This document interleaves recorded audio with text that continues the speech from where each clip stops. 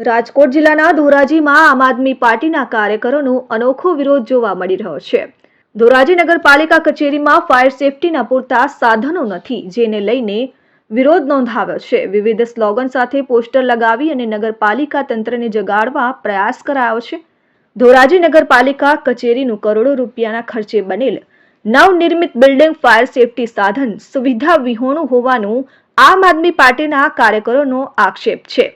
રાજ્યભરના રાજકોટમાં બનેલ અગ્નિકાંડની ઘટનાએ હાહાકાર મચાવ્યો છે, ત્યારે આમ આદમી પાર્ટીના કાર્યકરોનો આક્ષેપ જ્યાંથી ફાયર સેફટીથી એનઓસી મેળવવાની હોય તે કચેરી જ ફાયર સેફટી સાધન વિહોણી છે।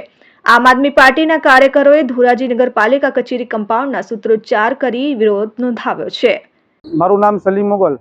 આજરોજ આમ આદમી પાર્ટી ધોરાજી શહેર દ્વારા ધોરાજી નગરપાલિકા ખાતે એક પોસ્ટર કેમ્પેન ચલાવવામાં આવ્યું હતું અને તંત્રના સામે એક વિરોધ પ્રદર્શન કરવામાં આવ્યું હતું।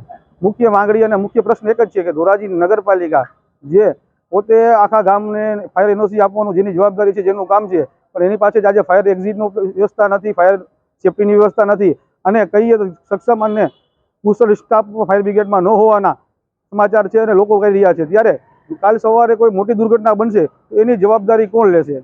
સૌથી મોટો પ્રશ્ન એ છે। વિપુલ ધામેચા, RN ન્યૂઝ, ધોરાજી।